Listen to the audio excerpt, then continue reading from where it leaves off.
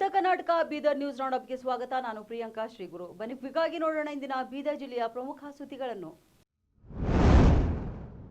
ಇಂದು ಹುಮ್ನಾಬಾದ್ ಪಟ್ಟಣದ ರೈತ ಸಂಪರ್ಕ ಕೇಂದ್ರದ ಆವರಣದಲ್ಲಿ ಕೃಷಿ ಇಲಾಖೆ ವತಿಯಿಂದ 2025 ಹಾಗೂ 26ನೇ ಸಾಲಿನ ಮುಂಗಾರು ಹಂಗಾಮಿನ ಬಿತ್ತನೆ ಬೀಜ ವಿತರಣೆ ಕಾರ್ಯಕ್ರಮ ಹಮ್ಮಿಕೊಳ್ಳಲಾಯಿತು. ಈ ವೇಳೆ ರೈತರಿಗೆ ಬಿತ್ತನೆ ಬೀಜ ವಿತರಿಸಿ ಮಾತನಾಡಿದ ಪರಿಷತ್ ಸದಸ್ಯ ಡಾಕ್ಟರ್ ಚಂದ್ರಶೇಖರ್ ಪಾಟೀಲ್, ಖಾಸಗಿ ಅಂಗಡಿಗಳಲ್ಲಿ ಕಡಿಮೆ ದರದಲ್ಲಿ ಕಳಪೆ ಬೀಜಗಳನ್ನು ವಿತರಿಸುವ ಕೆಲಸ ನಡೆಯುತ್ತಿದೆ. ಆದ್ದರಿಂದ ಅಧಿಕಾರಿಗಳು ಕಳಪೆ ಮಟ್ಟದ ಬೀಜ ರೈತರ ಕೈ ಸೇರದಂತೆ ನೋಡಿಕೊಂಡು ಪರೀಕ್ಷೆಗೆ ಒಳಪಡಿಸಿದ ನಂತರ ಬೀಜಗಳನ್ನು ರೈತರಿಗೆ ವಿತರಿಸುವ ಕೆಲಸ ಮಾಡಬೇಕು ಎಂದು ಹೇಳಿದರು. ಪ್ರೈವೇಟ್ ಅಂಗಡಿಯಲ್ಲಿ ಈ ಡುಪ್ಲಿಕೇಟ್ ಯಾವ ಬೀಜಗಳನ್ನು ಸಿಗಬಾರದು, ಅದು ತಾವು ಎಲ್ಲ ನೋಡ್ಕೊಳ್ಬೇಕು ಮುಂಚೆನೆ. ಯಾಕಂದ್ರೆ ಮುಂಚೆ 2-3 ವರ್ಷ ಮುಂಚೆ ತಾವೆಲ್ಲ ನೋಡಿದ್ರಿ. ಈ ಕಡೆ ಏನಾಗುತ್ತೆ, ಈ ಕಡೆ ನೀವು ಗೌರ್ಮೆಂಟ್ ಅಲ್ಲಿ ಬೀಜ ಕೊಡ್ತೀರಿ, ಮತ್ತೆ ಈ ಕಡೆ ಪ್ರೈವೇಟ್ ಅಲ್ಲಿ ಅದಕ್ಕಿಂತ ಕಮ್ಮಿಯಾಗಿ ಬೀಜ ಸಿಗ್ತಾವ. ಅವಾಗ ರೈತರು ಏನ್ ಮಾಡ್ತಾರ, ಈ ಬೀಜ ಬಿಟ್ಟು ಆ ಕಡಿಮೆ ಬೆಲೆಯಲ್ಲಿದೆ ಅಂತ ಹೇಳಿ ತಗೊಳಕ್ ಹೋಗ್ತಾರ. ಬಟ್ ಅದು ಬೀಜವನ್ನು ಸರಿಯಾಗಿ ಬರೋದಿಲ್ಲ. ಅದಕ್ಕೆ ಇದೆಲ್ಲ ಬೀಜಗಳು ಬರಬೇಕಾದ್ರೆ ಇವೆಲ್ಲ ಮುಂಚೆನೆ ಟೆಸ್ಟಿಂಗ್ ಮಾಡ್ಬೇಕಿದಾವಲ್ಲ. ಅದಕ್ಕೆ ಯಾಕಂತ ನೋಡ್ತಾ ಇದ್ರಿ, ಬೆನ್ನೆಲುಬು ನಮ್ಮ ರೈತರಿಗೆ, ಇವರಿಗೆಲ್ಲ ಮೊದಲೇ ಸಂಕಷ್ಟದಲ್ಲಿದ್ದಾರ. ಇವರಿಗೆಲ್ಲ ಚೆನ್ನಾಗಿ ಬೀಜ ಸಿಕ್ಕಿದ್ರೆ ಮಾತ್ರ, ಜರ್ಮಿನೇಷನ್ ಸರಿಯಾಗಿ ಆದ್ರೆ ಮಾತ್ರ ಅವ್ರು ಒಳ್ಳೇದಾಗುತ್ತೆ. Certified seeds.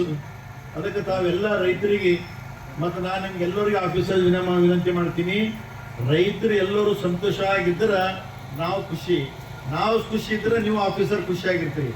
ಅದಕ್ಕೆ ತಾವು ದಯವಿಟ್ಟು ರೈತರಿಗೆ ಮಾತ್ರ ತಾವು ಎಲ್ಲ ಬೀಜಗಳನ್ನು ಸಮಯವಾಗಿ ಅವರಿಗೆಲ್ಲ ತಲುಪಿಸಬೇಕು. ಮತ್ತು ಎಲ್ಲ ಈಗ ಎಲ್ಲಿ ತಾವು ಎಷ್ಟು 6 ಇದು ಮಾಡಿದ್ರ, ರೈತ ಸಂಪರ್ಕ ಇದು ಮತ್ತು 9 ಹೆಚ್ಚುವರಿ ಮಾಡಿದಿರಿ. ಅದಕ್ಕೆ ತಾವು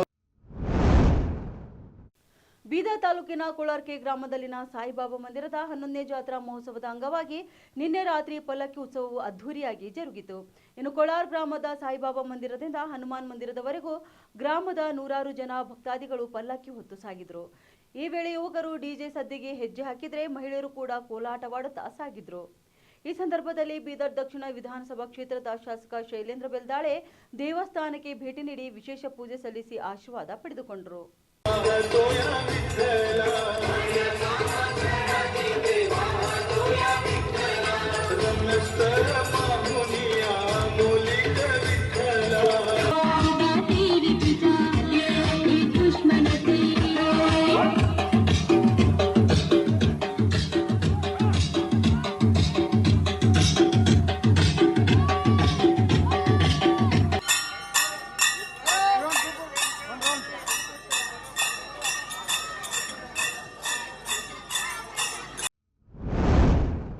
ಸಾಯಿಬಾಬಾ ಮಂದಿರದ 11ನೇ ಜಾತ್ರಾ ಮಹೋತ್ಸವದ ಅಂಗವಾಗಿ ಇಂದು ಸಾಯಿಬಾಬಾ ದೇವಸ್ಥಾನದಲ್ಲಿ ವಿಶೇಷ ಪೂಜೆ ಜರುಗಿತು. ಜಾತ್ರಾ ಕಾರ್ಯಕ್ರಮದ ಅಂಗವಾಗಿ ಉತ್ತರ ಕರ್ನಾಟಕ ಸುದ್ದಿವಾಹಿನಿಯೊಂದಿಗೆ ಮಾತನಾಡಿದ ಗ್ರಾಮಸ್ಥ ಅಮರ್ ವಡಗೈ, ಪ್ರತಿ ವರ್ಷದಂತೆ ಈ ವರ್ಷವೂ ಕೂಡ ಸಾಯಿಬಾಬಾ ಜಾತ್ರಾ ಮಹೋತ್ಸವವನ್ನು ಹಮ್ಮಿಕೊಳ್ಳಲಾಗುತ್ತಿದೆ. ಸುತ್ತಮುತ್ತಲಿನ ಗ್ರಾಮಸ್ಥರೆಲ್ಲರೂ ಸೇರಿ ಜಾತಿ ಮತ ಧರ್ಮಗಳ ಭೇದವಿಲ್ಲದೆ ಈ ಜಾತ್ರೆ ಮಾಡುತ್ತಿದ್ದೇವೆ. ಇನ್ನು ಜಾತ್ರೆಯ ಅಂಗವಾಗಿ ಕಳೆದ 2 ದಿನಗಳಿಂದ ವಿಶೇಷ ಕಾರ್ಯಕ್ರಮವನ್ನು ಕೂಡ ಹಮ್ಮಿಕೊಂಡಿದ್ದು, ಇಂದು ರಾತ್ರಿ ದೇವಸ್ಥಾನದ ಹೊರವಲಯದಲ್ಲಿ ಬೃಹತ್ ವೇದಿಕೆ ಕಾರ್ಯಕ್ರಮ ಹಮ್ಮಿಕೊಳ್ಳಲಾಗಿದೆ. ಇನ್ನು ಈ ಕಾರ್ಯಕ್ರಮಕ್ಕೆ ಜನಪ್ರತಿನಿಧಿಗಳು ಹಾಗೂ ಹಲವರು ಶ್ರೀಗಳು ಕೂಡ ಆಗಮಿಸಲಿದ್ದಾರೆ ಎಂದು ಹೇಳಿದರು. ಓಂ ಸಾಯಿರಾಮ್. ಪ್ರತಿ ವರ್ಷದಂತೆ ಈ ವರ್ಷವೂ ಕೂಡ ಸಾಯಿಬಾಬಾ ಜಾತ್ರಾ ಮಹೋತ್ಸವ. ಈ ಜಾತ್ರಾ ಮಹೋತ್ಸವ 11ನೇ ಜಾತ್ರಾ ಮಹೋತ್ಸವ.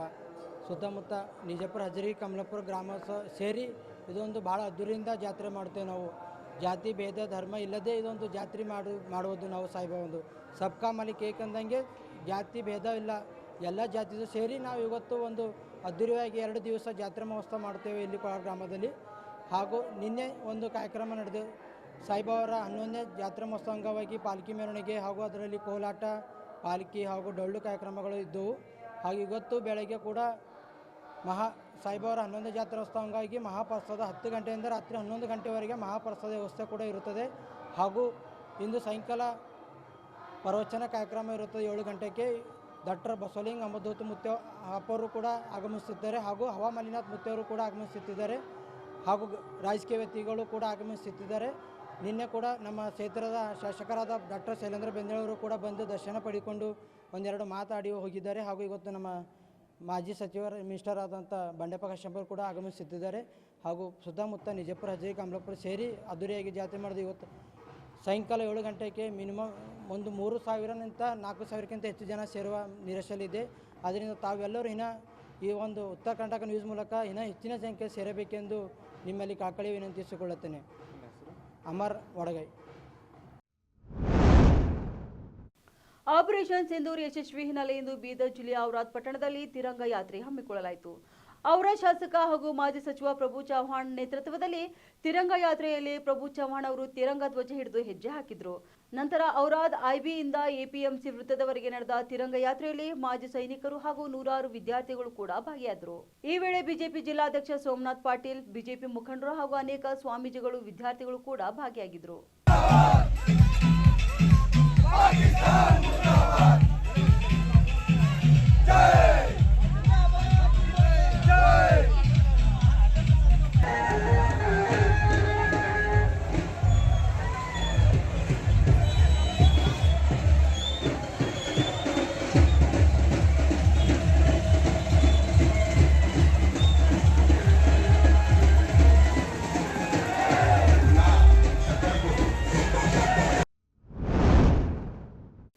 ತಿರಂಗ ಯಾತ್ರೆ ವೇಳೆ ಔರಾ ಶಾಸಕ ಪ್ರಭು ಚವ್ಹಾಣ್ ಆರೋಗ್ಯದಲ್ಲಿ ಏರುಪೇರು ಆಗಿದ್ದು ಅಸ್ವಸ್ಥಗೊಂಡ ಶಾಸಕರನ್ನು ಬಿಜೆಪಿ ಕಾರ್ಯಕರ್ತರು ಆಸ್ಪತ್ರೆಗೆ ಕರೆದೊಯ್ದರು. ಔರಾ ತಾಲೂಕಾ ಆಸ್ಪತ್ರೆಯಲ್ಲಿ ಚಿಕಿತ್ಸೆ ನೀಡಿದ ನಂತರ ವೈದ್ಯರು ಯಾವುದೇ ತೊಂದರೆ ಇಲ್ಲ, ಡಾನ್ಸ್ ಮಾಡಿದ ಕಾರಣ ಕೊಂಚ ದಣಿದಿರುವುದಾಗಿ ತಿಳಿಸಿ ಮನೆಗೆ ಕಳಿಸಿಕೊಟ್ಟಿದ್ದಾರೆ.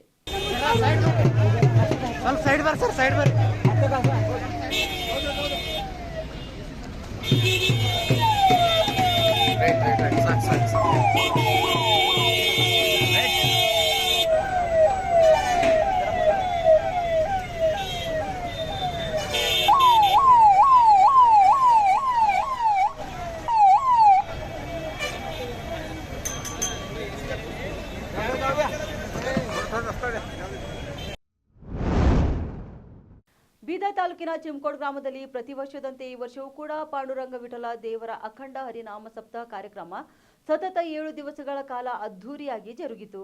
ಇನ್ನು ಸಪ್ತಾಹ ಕಾರ್ಯಕ್ರಮದ ಅಂಗವಾಗಿ ಗ್ರಾಮದ ವಿವಿಧ ಮುಖ್ಯ ದ್ವಾರಗಳ ಮುಖಾಂತರ ಪಾಂಡುರಂಗ ಭಾವಚಿತ್ರವನ್ನು ಭವ್ಯವಾದ ಮೆರವಣಿಗೆ ಮಾಡಲಾಯಿತು. ಸೆಕೆಂಡ್ ಹ್ಯಾಂಡ್ ಲ್ಯಾಪ್ಟಾಪ್ ಸೇಲ್ಸ್ ಹಾಗೂ ಲ್ಯಾಪ್ಟಾಪ್ ಸರ್ವಿಸ್ನಲ್ಲಿ ಹೆಚ್ಚು ಪ್ರಸಿದ್ಧಿ ಪಡೆದಿರುವ ಬೀದರ್ ಮೂಲದ ಮಜಿದ್ ಖಾನ್ ಅವರ ನೇತೃತ್ವದಲ್ಲಿ ಪ್ರಾರಂಭವಾಗಿರುವ ಮ್ಯಾಕ್ ಫಿಕ್ಸ್ ಹೆಸರಿನ ನೂತನ ಲ್ಯಾಪ್ಟಾಪ್ ಸರ್ವಿಸ್ ಸೆಂಟರ್ ಹಾಗೂ second hand laptop sales centre ಅನ್ನ ನಿನ್ನೆ ದಕ್ಷಿಣ ಭಾರತದ ಖ್ಯಾತ ಹಾಸ್ಯ ಕಲಾವಿದ ಗುಲ್ಲುದಾದ ಹಾಗೂ ಶಾಹಿನ್ ಸಂಸ್ಥೆಯ ಮುಖ್ಯಸ್ಥರಾದ ಅಬ್ದುಲ್ ಖಾದಿರ್ ಅವರು ಉದ್ಘಾಟನೆ ಮಾಡಿದರು. ಮೇಕ್ ಫಿಕ್ಸ್ ನಲ್ಲಿ ಅತ್ಯಂತ ಕಡಿಮೆ ದರದಲ್ಲಿ ಉತ್ತಮ ಗುಣಮಟ್ಟದ ಸರ್ವಿಸ್ ಕೊಡಲಾಗುತ್ತಿದ್ದು ಅದರ ಸದುಪಯೋಗವನ್ನು ಬೀದರ್ ಜನತೆ ಪಡೆದುಕೊಳ್ಳಬೇಕು ಎಂದು ಅಬ್ದುಲ್ ಖಾದಿರ್ ಅವರು ತಿಳಿಸಿದರು. ನಂತರ ಉತ್ತರ ಕರ್ನಾಟಕ ಸುದ್ದಿವಾಹಿನಿಯೊಂದಿಗೆ ಮಾತನಾಡಿದ ಮಜಿದ್ ಖಾನ್ ಅವರು ಬೀದರ್ ನಗರದಲ್ಲಿ ಪ್ರಥಮ ಬಾರಿಗೆ ಟ್ರಾನ್ಸ್ಪರೆಂಟ್ ಸರ್ವಿಸ್ ಸೆಂಟರ್ ಪ್ರಾರಂಭಿಸಿದ್ದೇವೆ ಹಾಗೂ ವಿದ್ಯಾರ್ಥಿಗಳಿಗೆ ಅವರ ಅಧ್ಯಯನಕ್ಕೆ ಅನುಕೂಲವಾಗಲೆಂದು ಅತಿ ಕಡಿಮೆ ದರದಲ್ಲಿ ಲ್ಯಾಪ್ಟಾಪ್ ಅನ್ನು ನೀಡಬೇಕೆಂಬುದು ನಮ್ಮ ಗುರಿಯಾಗಿದೆ ಎಂದು ಹೇಳಿದರು. ನಮಸ್ಕಾರ ಕರ್ನಾಟಕ. ಇದು ಮ್ಯಾಕ್ಫಿಕ್ಸ್ ಅಂತ ಶೋರೂಮ್ ಓಪನ್ ಮಾಡಿದ್ದೇವೆ ನಾವು ಬೀದರ್ದಾಗ. ಆಲ್ರೆಡಿ ಓಪನ್ ಮಾಡಿ 2 ತಿಂಗಳಾಗಿದೆ ನಮ್ಮದಿಲ್ಲಿ. ಬಟ್ ಫಸ್ಟ್ ಟೈಮ್ ನಾವು ಫ್ರೀ ಸರ್ವಿಸ್ ಕ್ಯಾಂಪ್ ಮಾಡ್ತಾ ಇದ್ದೇವೆ. 1 ತಿಂಗಳಿಗೆ ಫ್ರೀ ಸರ್ವಿಸ್ ಕ್ಯಾಂಪ್ ಇದೆ. ಏನೋ ನಿಮ್ದು ಲ್ಯಾಪ್ಟಾಪ್ ಡೆಸ್ಕ್ಟಾಪ್ದಾಗ ಏನೋ ಪ್ರಾಬ್ಲಮ್ ಆಗಿದೆ ಅಂದರೆ ತೊಗೊಂಡು ಬರ್ಬೋದು. ಸರ್ವಿಸ್ ಚಾರ್ಜ್ ಏನೋ ಮಾಡಲ್ಲ ನಾವು, ಬರೀ ಪಾರ್ಟ್ಸ್ಗೆ ಏನು ಚಾರ್ಜ್ ಆಗುತ್ತೆ ಅದು ಮಾಡ್ತೇವೆ ನಾವು. ಇದು ಬಿಟ್ಟು ನಮ್ಮ ಹತ್ರ ರಿಫರ್ಬಿಶ್ಡ್ ಲ್ಯಾಪ್ಟಾಪ್ಸ್ ಮತ್ತು ಡೆಸ್ಕ್ಟಾಪ್ ಸೇಲ್ಗೆ ಇದೆ, ಅದನ್ನು ಬಂದು ಯೂಟಿಲೈಸ್ ಮಾಡ್ಕೋಬೋದು. ಇದು ನಮ್ಮದು 4ನೇ ಬ್ರ್ಯಾಂಚ್. ಬೆಂಗಳೂರದಾಗ ಆಲ್ರೆಡಿ 3 ಬ್ರ್ಯಾಂಚ್ ನಡೀತಾ ಇದೆ. ಇದು ಫಸ್ಟ್ ಟೈಮ್ ನಾವು ಬೀದರ್ದಾಗ ಈ ಥರ ಟ್ರಾನ್ಸ್ಪರೆನ್ಸಿ ಸರ್ವಿಸ್ ಸೆಂಟರ್ ಮಾಡಿದ್ದೆವು. ನೀವು ನೋಡ್ತಾ ಇರ್ಬೋದು, ನಮ್ಮ ಹತ್ರ ಸರ್ವಿಸ್ ಏರಿಯಾ ಮತ್ತು ಕಸ್ಟಮರ್ ಏರಿಯಾಗೆ ಟ್ರಾನ್ಸ್ಪರೆನ್ಸಿ ಇದೆ. ಕಸ್ಟಮರ್ ಕೂತ್ಕೊಂಡು ನೋಡ್ಬೋದು ಏನಾಗ್ತಾ ಇದೆ ಅಂತ ನೋಡ್ಬೋದು. ಅದಕ್ಕೆ ಫ್ರೀ ಸರ್ವಿಸ್ ಕ್ಯಾಂಪ್ಗೆ ಯೂಟಿಲೈಸ್ ಮಾಡ್ಕೊರಿ. ಈ ಬೀದರ್ಗೆ ಎಲ್ಲರಿಗೆ ರಿಕ್ವೆಸ್ಟ್ ಮಾಡ್ತೀನಿ ನಾನು. ಸ್ಟೂಡೆಂಟ್ಸ್ ಆಫರ್ ನಡೀತಾ ಇದೆ ನಮ್ಮ ಹತ್ರ. ಪೌರಾಡಳಿತ ಹಾಗೂ ಹಜ್ ಸಚಿವ ರಹೀಂ ಖಾನ್ ಅವರು ನಾಳೆ ಬೀದರ್ ಜಿಲ್ಲೆಯಲ್ಲಿ ಪ್ರವಾಸ ಕೈಗೊಳ್ಳಲಿದ್ದು ಬೆಳಗ್ಗೆ 10 ಗಂಟೆಗೆ ಚಾಂಬಳ ಗ್ರಾಮದಲ್ಲಿ ಬೀಜ ಗೊಬ್ಬರ ವಿತರಣೆ ಮಾಡಲಾಗುವುದು. ಇನ್ನು 10:30ಕ್ಕೆ ಬೀದರ್ ಜಿಲ್ಲಾ ಕಾಂಗ್ರೆಸ್ ಕಚೇರಿ ಭೇಟಿ ನೀಡುವರು. ಬೆಳಗ್ಗೆ 11 ಗಂಟೆಗೆ ಬೀದರ್ ಜಿಲ್ಲೆ ಇಂದಿರಾ ಕ್ಯಾಂಟೀನ್ ಘನತ್ಯಾಜ್ಯ ನಿರ್ವಹಣಾ ಘಟಕಕ್ಕೆ ಭೇಟಿ ನೀಡಲಿದ್ದಾರೆ. ಇನ್ನು ಬೆಳಗ್ಗೆ 11:30ಕ್ಕೆ ಬೀದರ್ ಜಿಲ್ಲಾ ವ್ಯಾಪ್ತಿಯ ನಗರ ಸ್ಥಳೀಯ ಸಂಸ್ಥೆಗಳಿಗೆ ಸಂಬಂಧಿಸಿದಂತೆ ಜಿಲ್ಲಾ ಆಡಳಿತ ಭವನದಲ್ಲಿ ಪ್ರಗತಿ ಪರಿಶೀಲನಾ ಸಭೆ ಕೂಡ ನಡೆಸಲಿದ್ದಾರೆ. ಇನ್ನು ಮಧ್ಯಾಹ್ನ 2 ಗಂಟೆಗೆ ಜಿಲ್ಲೆಯಲ್ಲಿ ಅಮೃತ್ 2.0 ಯೋಜನೆಯಡಿ ಕೈಗೆತ್ತಿಕೊಂಡಿರುವಂತಹ ಉದ್ಯಾನವನ ಹಾಗೂ ಕೆರೆಗಳ ಪರಿಶೀಲನೆ ಕೂಡ ನಡೆಸಲಿದ್ದಾರೆ. ಇನ್ನು ಸಂಜೆ 4 ಗಂಟೆಗೆ ಬೀದರ್ ಜಿಲ್ಲೆಯಲ್ಲಿ ನಿಗದಿಪಡಿಸಿದ ಸ್ಥಳೀಯ ಕಾರ್ಯಕ್ರಮಗಳಲ್ಲಿ ಕೂಡ ಭಾಗವಹಿಸಲಿದ್ದಾರೆ ಎಂದು ಸಚಿವರ ಆಪ್ತ ಕಾರ್ಯದರ್ಶಿಗಳು ಪ್ರಕಟಣೆಯಲ್ಲಿ ತಿಳಿಸಿದ್ದಾರೆ. ಸಮಾಜ ಕಲ್ಯಾಣ ಇಲಾಖೆ ಹುಮನಾಬಾದ್ ಚುಟಗುಪ್ಪ ತಾಲೂಕಿನ ಅಡಿಯಲ್ಲಿ ನಡೆಯುತ್ತಿರುವಂತಹ ಮೆಟ್ರಿಕ್ ಪೂರ್ವಾನಂತರ ಬಾಲಕ ಬಾಲಿಕೆಯರ ವಿದ್ಯಾರ್ಥಿ ನಿಲಯಗಳಿಗೆ 2025 ಹಾಗೂ 26ನೇ ಸಾಲಿನ ವಿದ್ಯಾರ್ಥಿಗಳ ಖಾಲಿ ಸ್ಥಾನಗಳು ಭರ್ತಿ ಮಾಡಲು ಪರಿಶಿಷ್ಟ ಜಾತಿ, ಪರಿಶಿಷ್ಟ ಪಂಗಡ ಹಾಗೂ ಹಿಂದುಳಿದ ವರ್ಗದ ವಿದ್ಯಾರ್ಥಿಗಳಿಂದ ಆನ್ಲೈನ್ ಮುಖಾಂತರ ಅರ್ಜಿಗಳನ್ನು ಆಹ್ವಾನಿಸಲಾಗಿದೆ ಎಂದು ಹುಮನಾಬಾದ್ ಸಮಾಜ ಕಲ್ಯಾಣ ಇಲಾಖೆಯ ಸಹಾಯಕ ನಿರ್ದೇಶಕರು ಗ್ರೇಡ್ 1 ಅವರು ಪ್ರಕಟಣೆಯಲ್ಲಿ ತಿಳಿಸಿದ್ದಾರೆ. ಅರ್ಹ ವಿದ್ಯಾರ್ಥಿಗಳು ದಾಖಲಾತಿಗಳ ದೃಢೀಕರಣದೊಂದಿಗೆ ಕೆಳಗೆ ಸೂಚನೆ ನೀಡಲಾಗಿರುವ ವೆಬ್ಸೈಟ್ ಅನ್ನು ಭೇಟಿ ನೀಡಿ ದಿನಾಂಕ 30/8/2025 ಅರ್ಜಿ ಸಲ್ಲಿಸಬಹುದಾಗಿದೆ. ಇವಾಗಿದ್ದವು ಇಂದಿನ ಬೀದರ್ ಜಿಲ್ಲೆಯ ಪ್ರಮುಖ ಸುದ್ದಿಗಳು. ಮತ್ತೆ ಭೇಟಿಯಾಗೋಣ ನಾಳಿನ ರೌಂಡ್ ಅಪ್ನಲ್ಲಿ.